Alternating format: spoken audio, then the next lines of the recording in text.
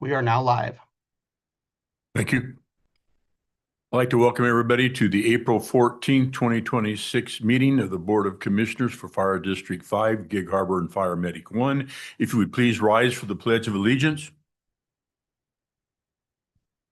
Pledge allegiance to the flag of the United States of America and to the republic for which it stands, one nation under God, indivisible, with liberty and justice for all.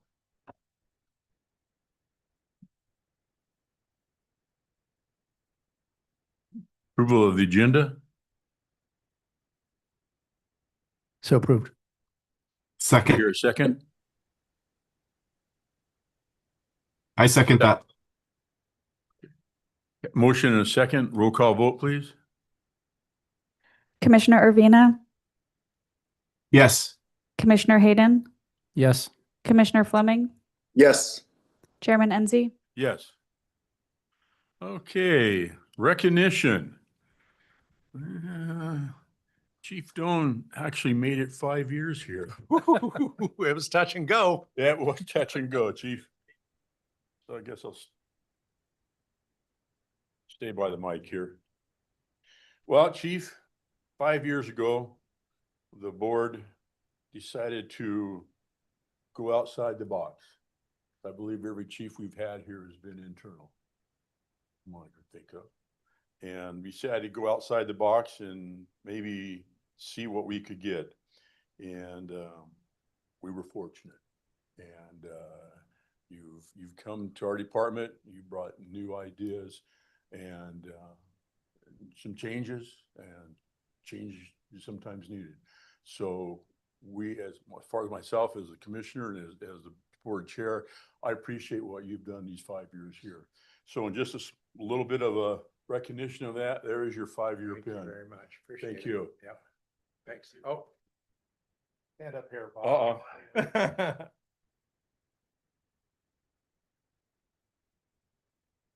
All right. Thank you. Congratulations, Chief. Thank you. Okay, Commissioner absence.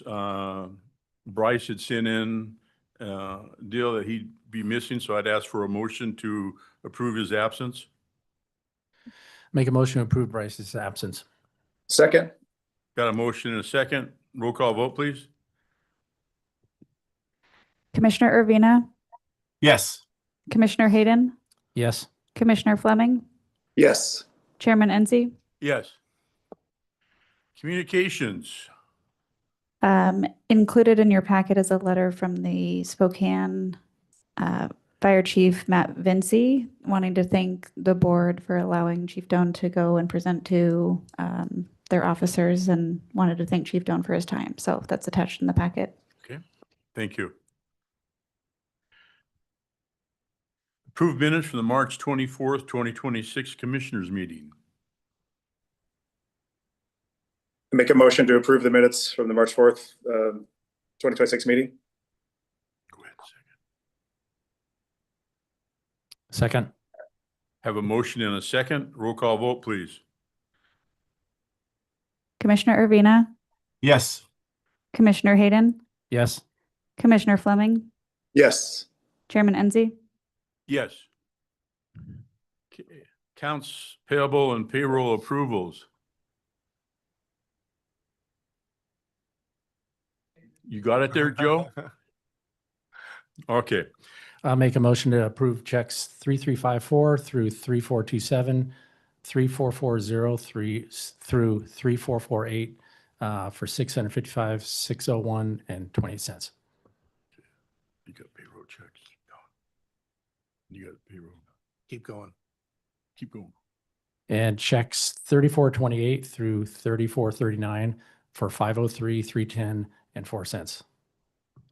Payroll. Total $2,072,037.14. I'll second that. Good job. Got a motion and a second. Roll call vote, please.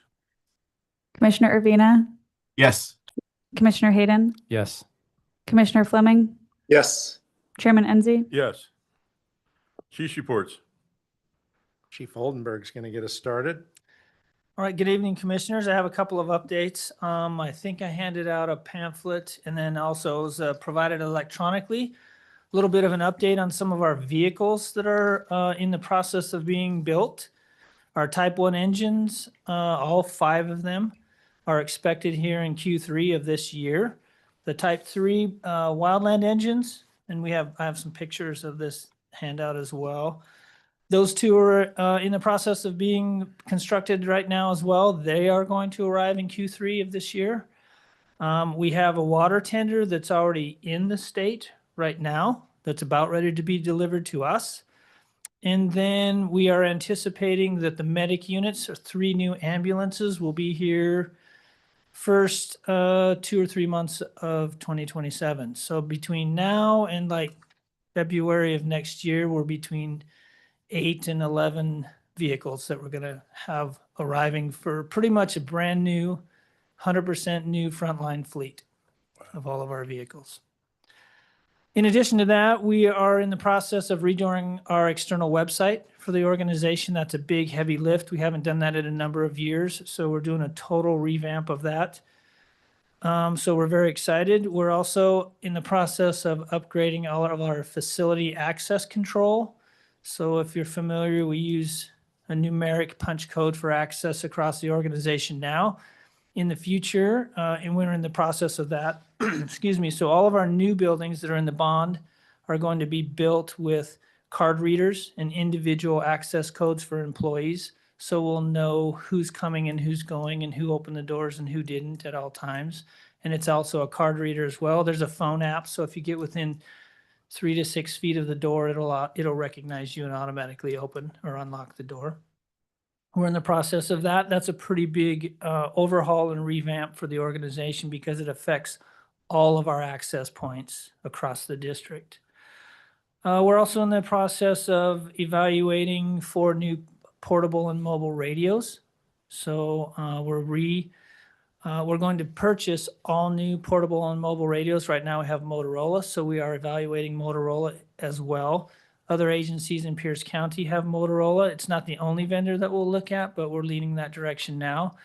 Again, that's part of some of the capital funding that we've set aside in previous years and rolled into the capital budget this year. That's allowing us to make that purchase moving forward. Also, just a quick update. I don't know if it'll come out in the subcommittee reports, but we are done with our 2025 financial reports. The state of Washington, that is now right now with our subcommittee for review. And so I believe that went to Commissioner Urbina and NC, if I'm not mistaken. So we anticipate having that before you next meeting for a final approval. And that's all I have for this evening's updates. Chief, I have a quick question on the card readers.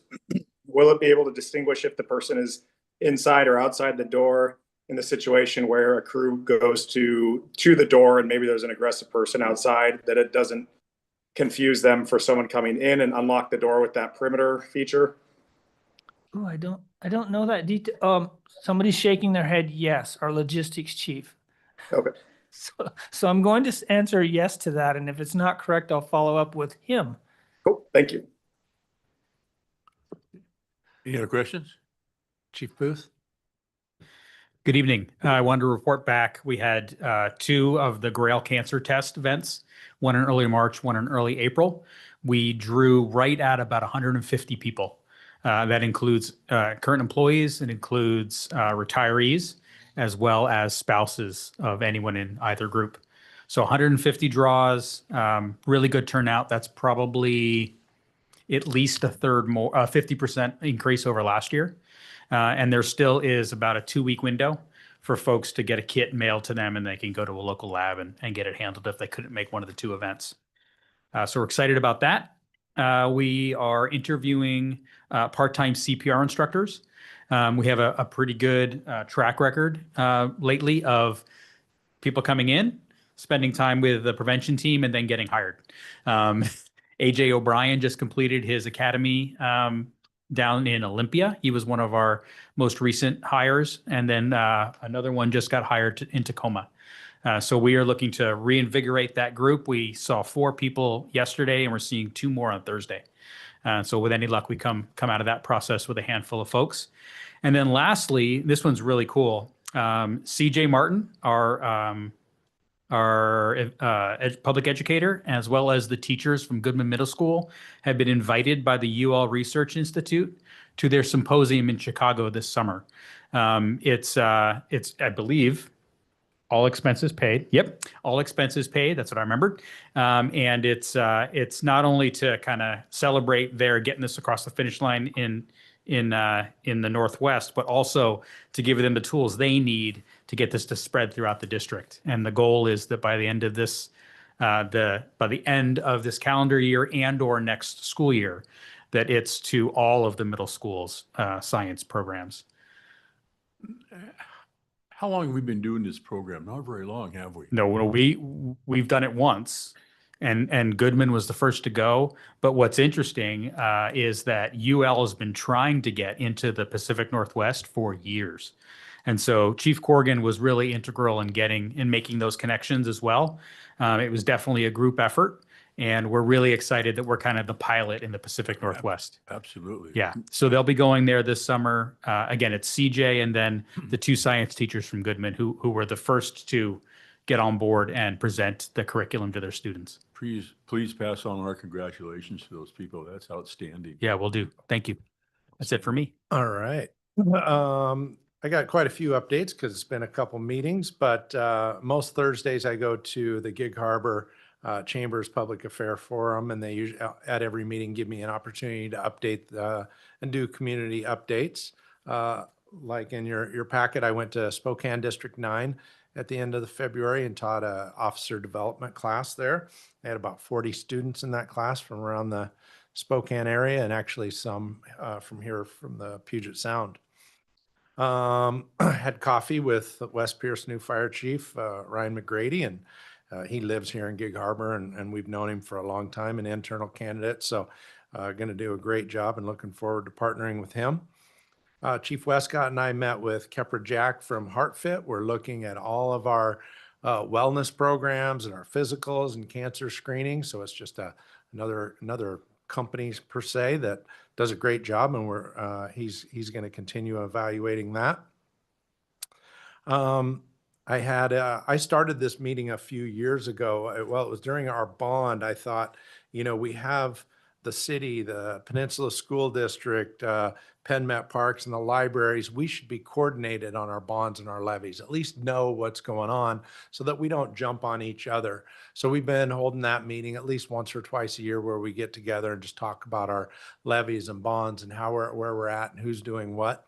So we had that meeting. I don't want to let the cat out of the bag, but I think the school district is probably going to do something next year. It was at a public meeting, so I'm not giving anything away, but I don't want to throw numbers out early, but they're working on some type of a bond next year. Let's see, we have, and I think you have it on your schedule, training campus ribbon cutting on June 24th. We've started that planning to make sure and do that with excellence. I had a meeting with Mayor Barber. We try to meet at least once a quarter just to make sure we're on the same page and work through any problems that we may have. Last Wednesday, I was invited to attend a dinner by the school superintendent, and it was a discussion creating a healthy and connected community, how we could do that together. These are called blue zones. I don't know if you've ever heard of that. It's areas of the world where people live longer, and they're looking at the 9 different ways or 5 different ways in a different study of why people live longer. So in the room was all the community leaders you could imagine, from Gig Harbor, state senators, representatives, mayor, council, county council, Penn Met Park, school district, police chief, and myself. And we spent most of the evening learning about that and what we could do as a community together. Last week, along with the union leadership, Leslie and Chief Westcott and I attended a 2-day labor and employment relations conference, and which was well received and a great conference that I looked forward to each year. I had a meeting with County Exec Ryan Mello about our radios, and I'm going to go into that just a little bit here in a minute. But in essence, just to meet directly with him and ask him for his assistance with, number one, the costs, and also with some of the support that we're looking for and we're needing in the 700 area. It was well received. He's to take that amount of time and meet directly with me. I really appreciate it, and I hope that we'll see some movement. I also sent you, I made a request through South Sound 911 for a reimbursement of $115,000 for the difference in the radio fees that we are not paying the county. So if you remember, the county, the county billed us and we only agreed to pay the same as the 800 system at $42 a radio rather than the 107 that they were charging us. So that's a difference of 115,000. And so I have asked South Sound 911 for reimbursement for that to cover that cost. Within 3 minutes of pushing send, my phone was ringing, and from South Sound board members. But it's good news. I do think over the next few weeks that they're not only going to pay ours, they're going to pay them all. There's lots of things going in the hopper here. There's about a $9 million radio fee or money that they have sitting there. There's the county owes South Sound 911, I think $8 or $9 million because they had been taking money off the top for years. They don't have the money to pay South Sound 911, so they're gonna maybe work out a way to, all right, you don't have to pay us, but forgive us some payments.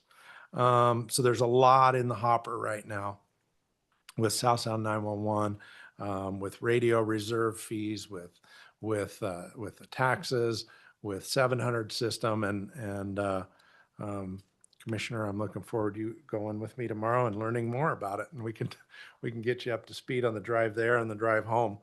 But so I put in for that reimbursement, and we'll see what happens. For background, in 2023, the county charged us $82,000 for being on the 700 system. In 2024, it went to 203 just in 1 year, and it was after we had already done budget. At the end of the year, we agreed to only pay the year before. We said we're not going to pay that, and we paid 82. 2025, they billed us another 193,000. Then that's when we decided as 700, we're only going to pay the same as 800, and that's the $42, and that worked out to 78,000. So that's where we're at. And like I said, I met with Ryan Mello, and I think I said we need to figure this out. We can't continue this pattern. And he's a good man, and I think we'll continue to have discussions. And then like I said, some services that we asked him for 4 specific things. So we're working through that. It's taken a lot of my and Chief Oldenburg and Travis's time, but it's very important. Communications is. Coming up, like I said, I'm going to South Sound 911 board meeting tomorrow. We have mediation April 24 and May 1st. Harbor Rising is a city program where they take city people that are up and coming leaders. And I spoke at their conference last year. I just went in for about 45 minutes. This year they've asked me to come back, and it's do a full day. So I'm doing a full day of leadership with some up and coming leaders in the city called Harbor Rising. That'll be April 30th. I'll also be speaking at the IFF New Member Conference on the 21st in Kennewick. We have Chief Booth's retirement on May 27th at 3 o'clock. Battle of the Badges is coming up. This is May 18th. This is a blood donation. You go to City Hall, you can schedule an appointment on May 18th. And then if you say you're with police or fire, they do it, I think, per capita or something. Yeah, because there's a lot more of us than them. And whoever gives the most blood wins the Battle of the Badges. So that's coming up on May 18th. And then we have a joint police chief and fire chief meeting coming up April 16th. Tried to run, what's up? Oh, did I skip JJ's part? No. Okay. So maybe, unless you have any questions, I forgot to put the bond report, so maybe we could just do it in chief reports next. I have one question. I'm Yeah. not going to waste the whole meeting No, that's with all my right. questions. Why is the 700 charged different than the 800? So at the highest level, I'll try to give you the Reader's Digest version. So the 700 is the county system, and the county system does have to be a lot larger. It's got to do the entire county, Mount Rainier, all around it, right? And at one time, more people were on the county system. And then Tacoma, city of Tacoma, has the 800 system. Well, over time, that I-5 corridor, because they have better coverage, and they don't have to build as big a system. They can build a small system over there, right? And they did for Tacoma. Well, West Pierce, East Pierce, Central Pierce, all because it was over there, moved from the 700 to the 800 system. That left less users on the 700 system. So it's not all the county or the 700 system's fault. People moved over to the 800 system long before I got here for coverage and other things, like I said. So that leaves less users. So they have a bigger area, more service area, more towers, but less users. So the users have gone down, but they still have the same system. So it's not completely their fault either. The problem is we have two systems. Why do we have two systems? And that has been ongoing for many, many years trying to build one. One of my very first meetings here 5 years ago at South Sound 911 was they brought in a consultant and said, you need to go to one system. And I left that meeting, came back here and said, man, this has got a lot of energy. They're going to go to one system. Everybody laughed at me and said, yeah, right. And 5 years later, we're not any closer. It's frustrating. But at the highest level, the county has to build a big, huge system. And then they have less players. They have Ashford, Elby, and people around and us. We're the largest users. Well, the sheriff is, but the sheriff is part of the county. So it's, at the highest level, that's why. So what they do is they just take how much it costs to run the system and they charge the users. And they divide it up by how many radios you have. But it's unsustainable. And South Sound 911 was subsidizing them about $1 million to $2 million a year. But they told them from the beginning that as of 2 years ago, many years ago, they said, in 2023, that subsidy will end. You need to start getting ready for it. 2023 came, and the DEM director came and didn't even give a presentation, just walked in. I was there, said, you have money, we need it. Give me $100.5 million. That's about what her presentation was. And they voted it down, of course, because she didn't talk about what she was going to use the money for, infrastructure, creating one system, anything. And so South Sound PSCOC voted it down. South Sound 911 voted it down. And then she came back to us and said, I tried, guys. I'm going to have to raise your rate. That's literally how it happened. So there's a whole bunch into the mix, but that's as best I can tell you at a high level what's going on. In fact, Ryan Mello asked me that question. He said, why is this happening? And why can't we come together? And it's about politics, power, and money. So I'm frustrated. I never should have asked you that question. Well, I got a lot longer answer on the drive. If you regret that answer, wait till tomorrow. I appreciate it. All right. If it's all right, can I have JJ do the bond update too? All right. Go. Thank you. So a lot's been happening. Training campus, there is a lot of CMU work that has taken place and is still happening. They're cleaning, waterproofing, making sure all the joints are good, grinding corners inside the tower, that type of thing. We had a lot of paving happen last week. On your drive-in, you probably saw a widened shoulder out front here in front of the frontage for the property of both 58 and 50. So that was done, as well as the paving was completed down on the training campus.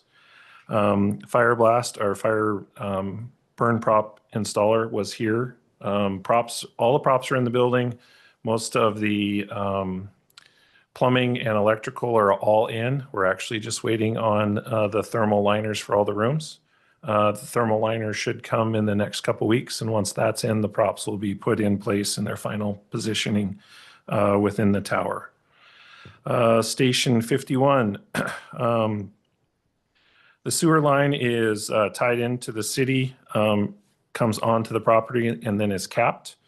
We have 3 different water taps. All of those are tapped into the city main in the street and onto our property and capped.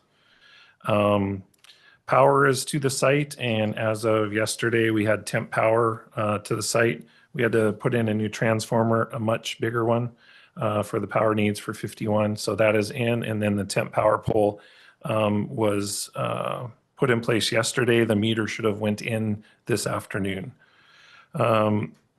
Footings were completed for the building itself, and as of yesterday, they had already started on backfilling those footings. After footings are done, then what's called stem walls and some of the columns, like the columns in the app bays, will start being formed and poured. And then once kind of that concrete work is done, things will start happening, and there will be vastly different pictures from week to week because framing happens, and framing goes quickly. It starts looking like something. So that's a kind of a quick synopsis of both projects. Is there any questions? I got one. I think I got messed up there between the campus site and Yeah. 51. Are our utilities, water and sewer, we're through the city on this property, aren't we? So there is a difference. This property that we're currently on is a different parcel than 58 and the training tower and the training support building. The support building and the tower, mainly the support building, is on city water through an agreement because years ago, both 58 and this site, we have our own well. That well was not able to sustain the water needs for the support building. So we actually paid an extension agreement. The main was already out in the street, so we actually tapped into the city main for the water for the support building. But the water for this building comes from our own on-site well still. Okay. Okay, thank you.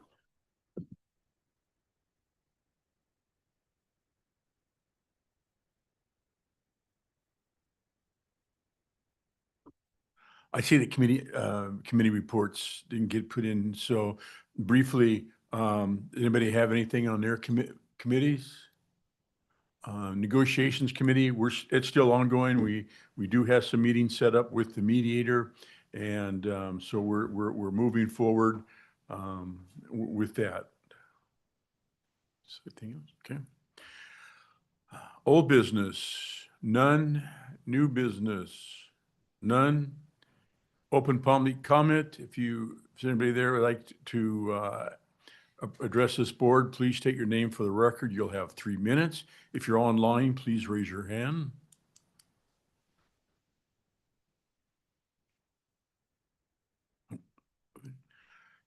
Good to the order. Special interest, upcoming events. Think there's anything up there? Okay. With nothing else, this board meeting is closed.